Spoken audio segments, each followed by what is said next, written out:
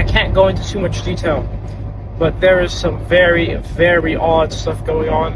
I'm certainly under attack right now in many different ways, and I just want everybody to know to just kind of have your eyes open. And I have my eyes open, but there's a lot going on. This is Julian Brown, better known online as NatureJAB, and he invented the world's first, as a matter of fact, solar continuous microwave pyrolysis reactor. He started this project 5 years ago at only 18 years old. I'll be explaining how I, at 18 years old, have created a microwave pyrolysis reactor, a device that turns plastic waste into fuel. He documented his progress on various platforms, Instagram, TikTok, YouTube, and eventually, after years of work, he was left with this. My plastiline and my plastidiezel have both been analyzed by labs and both look great. I want to thank all of you for always keeping your faith in me. We're turning plastic into fuel and making strides to change the world, all of us together. Things seemed to be going pretty well for Julian. His machine was working and it was turning plastic waste into usable gas. But then on March 13th, 2025, he posted this ominous video. A few days ago, 2 days ago, all 10 of my lug nuts on my front wheels were loosened completely. And one of my wheels almost flew off going 70 miles per hour on the interstate. And of course, I had my car in the shop to get the wheel bearings replaced. So the first thing I did was call the mechanic, of course, and be like, what is this? Why are my lug nuts not tightened? And on the phone, he sounded really, really like distressed. Like he was like, it sounded almost like somebody was like holding a to his head the way he sounded on the phone, like he sounded scared. And here's a video he took shortly after of the tires pretty much falling off of his car. I hadn't pulled over, I literally probably would be dead right now. Because look, my wheel lugs were not tightened back. The wheel is literally coming off. Look at this. It literally is like chamfered. And I was on the interstate going 70 miles per hour. I don't know if this was sabotage or if this was an accident, but if I hadn't pulled over when I did, because it was getting so loud, I probably would have rolled over. Who knows what would have happened. About a month after this video, he posted another video on June 14th showing some strange activity that was happening in the surrounding area. Look, spotlight right at me. I don't know what's going on. This is the third time this helicopter's been here. Look, it has a spotlight on it. There is a helicopter with a spotlight that keeps circling around me. It's so loud though, like I can't even go to sleep. Alright, so for those of you who have not seen my stories on Instagram, 2 nights ago I was sleeping in Alabama where I work with my reactor, and there was a helicopter that flew really low and had a spotlight at 10 o'clock at night.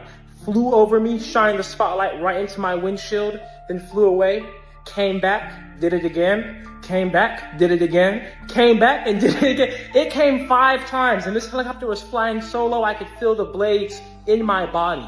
And I was recording it and posting it to my story, right? Letting everybody know what was going on. I was ready to leave. If it had done it a 6th time, I would have been gone. Let me tell you why this gets freaky and starts to get scary now. Outside of how scary it is to have a helicopter circle you 6 times in the middle of the country, I can go directly back to the date and the time at which this happened.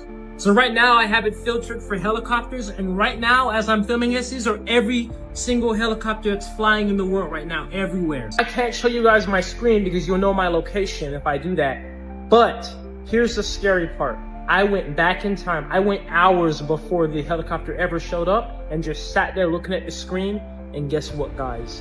No helicopter ever showed up on flight 24. But I have it on video. There was a helicopter there. But why was that helicopter not there? I wish I could show you. I can't give away my location. And I know it's the exact time because Instagram has the time when I posted it archived. So I have the exact date, the exact time, I have the exact location, and yet Flight 24 is telling me there was no helicopter in the sky. There's a lot of debate right now on whether or not he's telling the truth. Some people think this is all just an elaborate marketing scheme, and other people think that there actually are people after him.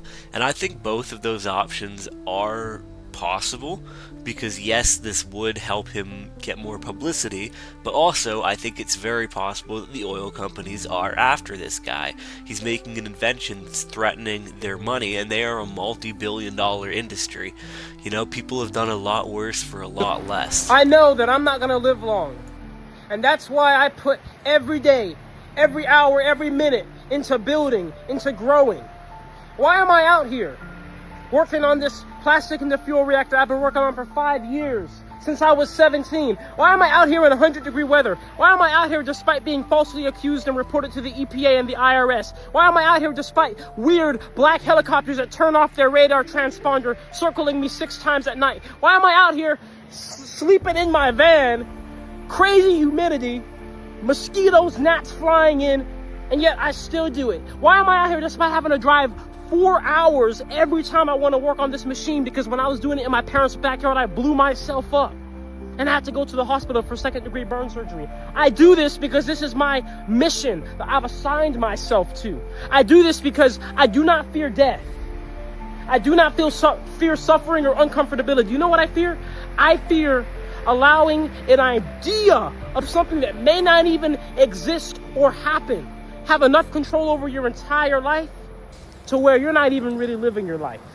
There's been a lot of people who have come out and said this guy is entirely bullshit. He's just doing this all for views and trying to get people's attention and monetize that, which I don't really think is possible. Like, if you listen to the way he talks about the thing he's made and like the amount of knowledge he has on the topic, it's clear to see that he actually does know what he's talking about. Also, he's gotten like $100,000 research grants. He's not an idiot. And I would argue that even if he is bullshitting, he is still a genius, because he is the most genius bullshitter in the world. It's possible that the whole disappearance arc is completely fabricated just so we can sell more stuff, and that would definitely be a pretty shitty thing to do. But like, it's also possible that people who own the oil companies realize that he can take away some of their money, and they don't really like that. This has happened a lot of times before. There was a guy who had a car that got like 100 miles to a gallon, mysteriously died. You know, water cars, people invented them and mysteriously died because they're a threat to the bottom line of these companies, and so they'll do pretty much anything they need to do, including keeping people quiet. And it's very possible that that's what's going on with this guy, so I hope that he stays safe, because if you watch these videos, it's very clear that this guy's smart. He knows what he's talking about, and I would consider him a genius. Wouldn't it be crazy if every scientist who came up with a clean energy invention was killed? This is Stanley Meyer. He created a car that could be run on water. He died suddenly at dinner with some Belgian investors, in which he literally ran out of the restaurant screaming, "I've been poisoned," then died. This is Stefan Marinoff. He discovered a physics breakthrough, which could have led to free energy. He, of course, jumped from a staircase at a library at the University of Graz. That's a very Russian way to go. You're always falling out of windows and shit.